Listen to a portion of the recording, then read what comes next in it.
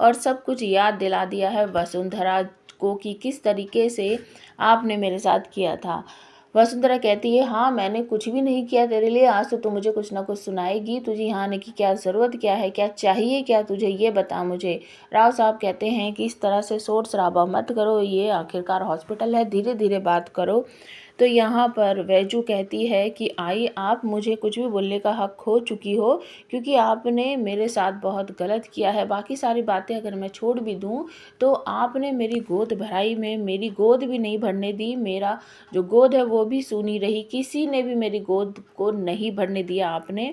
और आप कहती हो कि आपने मेरे लिए बहुत कुछ किया, जब मेरा वायु हुआ आपने और आपके बेटे ने जया का साथ दिया, राणा जी ने मेरे वायु को जया को दे दिया, आपने उस समय भी मेरा साथ नहीं दिया, तो आप मुझे कुछ भी नहीं बोल सकती। दूसरी तरफ यहाँ पर रणविजय आ जाता है और तुरंत ही एक चेक फाड़ कर देता है, वैद्य को कहता है कि ये लो तुम्हारी फ़ीस और हमें तुम्हारी बिल्कुल भी ज़रूरत नहीं है, मैं अपने बेटे का इलाज अच्छी तरीके से कहीं भी करवा सकता हूँ, तुम्हारी बिल्कुल भी हमें ज़रूरत नहीं है।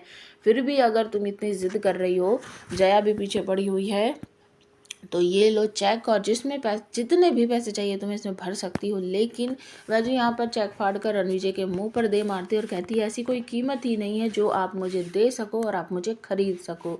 ये सारी बातें जो हैं होती है यहाँ पर आज के एपिसोड में, और रणविजय बिल्कुल भी नहीं मिलने देगा वायु से वैजू को। वैजू धीरे धीरे करके बाहर निकलती हुई आप सबको नजर आएगी। दूसरी तरफ आपको दिखेगा कि जैसे ही वायु को आवाज़ सुनाई देगी वैजू की, वो धीरे धीरे खड़ा होगा, अपना चश्मा लगाएगा और कमरे से बाहर निकलता हुआ आप सबको नजर आएगा। वो चीज़ों को पकड़ पकड़ कर आएगा बाहर, और जया यहाँ पर कहेगी, बेटा आप बाहर कैसे आ गए। रणविजय भी भागेगा वायु को पकड़ने के लिए, और वायु कहेगा कि मुझे फाइटर आंटी की आवाज़ सुनाई दे रही थी।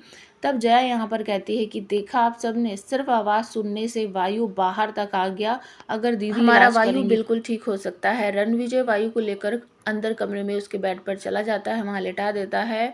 अब आप हमें कमेंट करके बताओ कि क्या परिवार में से कोई भी वैजू को बुलाएगा वायु का ट्रीटमेंट करने के लिए।